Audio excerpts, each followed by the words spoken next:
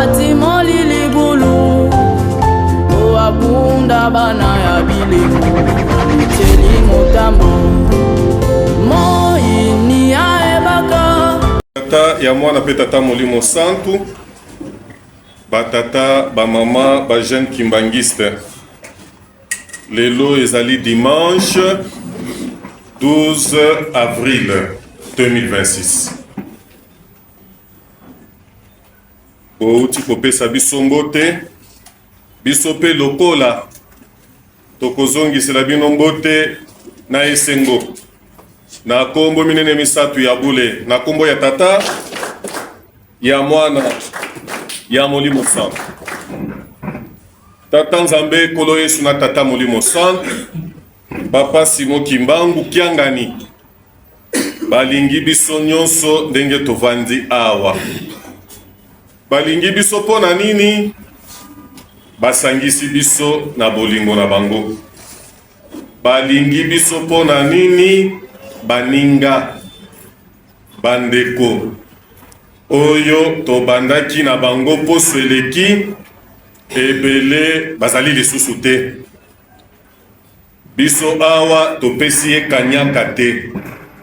On n'a rien donné na Nzambe po apesa biso souffle de vie. Na tongo ya lelo papa longi atei biso liloba ya tata Nzambe abandi na psaume de David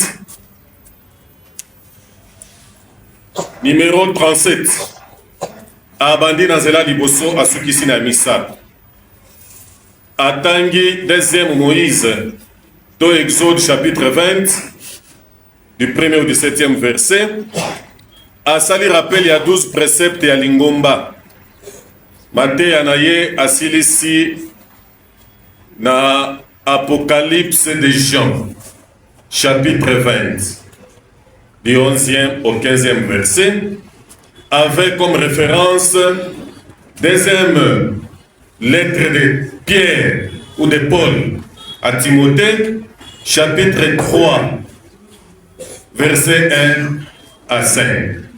Tolandi bazembo ya Coran, tolandi ba communiquer. Ezali liloba ya tata Nzambe malamu to bomba yango tosalela po mokolo ya suka tobikisama. Mama ya likambo ya lelo tobongwana. Na Swahili balobi nini? Tubadirike. Tubadirishe ni tabia yetu, bitendo yetu. Na théologie babengi yango la métanoia, le changement radical. Papa Mama Kimbangiste lelo ezali journée spéciale dans l'histoire de Kimbangiste. 12 avril 1959, Maman Marie Mwilu Kiawanga Zitani va donner l'ordre au clergé. Ezali événement oyo tini tata molimo santu apesa mokolo ya lelo au clergé de l'église.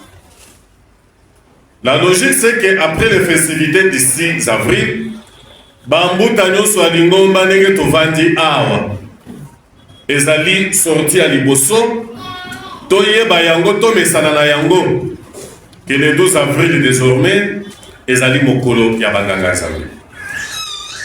Biso banganga Nzambe toteyaka liloba ya tata Nzambe. Mais une question vient dans l'église kimbangiste. Bandimi bazali combien? Pendant que l'église catholique cherchait à donner l'effectif et l'église protestante, papa Zangenda Kunti Madira, que na lingomba na ngai nazali na bandimité. Na lingomba na ngai nazali na batei. Donc nous tous là, tozali na mokumba ya mokolo le 12 avril. Na kati ya lingomba na biso. Soki totangi malamu mukanda tata Nzambe, nous prenons un exemple. La lettre de Paul aux Romains. Paul n'a ni natinela ki bango lettre wana. La Bible nous dit ceci. Il y a une diaconesse du nom de Foïbe. Diaconesse Foïbe va prendre la lettre de main de Paul à Keïna Yango. Paul était très content d'apprendre que là où vivait un roi qui était beaucoup honoré, respecté à Rome, Lingomba Yazambe Kotaki. Pourquoi Paul avait écrit? Pour préparer un bon accueil na Esikawana. Un bon jour, comme c'est pas lui qui avait créé l'église de Rome, Bobongama, un bon jour je viendrai chez vous. Comment est-ce que vous allez m'accueillir? Motif Yaliboso. Motif Yami Balé. Paul écrivait aux Romains pour appeler sa bango l'ikaboya molimo, les dons du Saint-Esprit. Vous qui êtes à Rome, recevez ma lettre. Par ma lettre, je vous donne les dons du Saint-Esprit. Et que, basa la makasi na kondima, ils sont forts dans la foi. Troisième motif, nakokomela bango mokanda wana po ambuka mbuma ya kitoko na katikati na bango. Mais là, nous kimbangistes. Tata Simon Kimbango azali côté ya biso tongo pourquoi? Pour nini na biso? Pour qu'il bénéficie quoi de nous? Pour matin nyonso oyo esunga biso na nini? La réponse, la prédication d'aujourd'hui. La métanoïa. Le changement radical. Na Swahili badobini tofauti yonekane entre mwaminifu wa papa Simon Kimbangu na mupagano. Ça c'est une évidence. Mais pour toi basikoyo période tozali période nini? De Timothée chapitre 3. Oh bah la référence wana. On peut lire cette péricope. Potoyoka, l'état que nous traversons. Papa Simon Kimbangu nous dirige. Papa Simon Kimbangu nous enseigne. Nous nous rappelons aujourd'hui de la lourde responsabilité confiée au clergé par Maman Mui. Nous traversons quel moment? Nakoba tatama la petata molimo sang. Conduite à tenir à l'égard de ceux qui s'écartent de la saine doctrine et de la pureté chrétienne.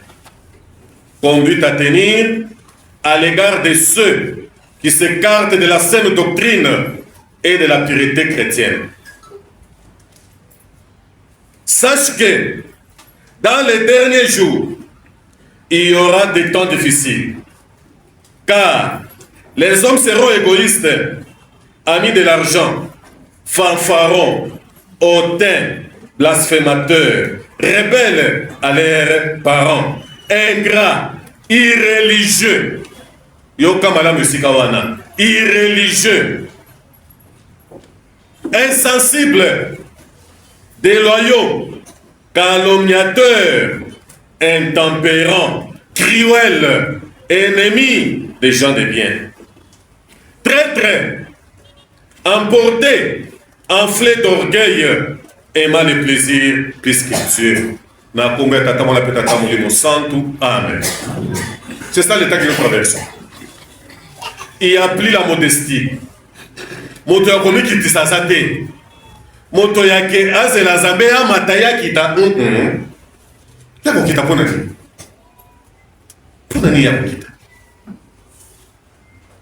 Kwaye notisa. Atimoli libulu o abunda bana ya bili cheli mutambo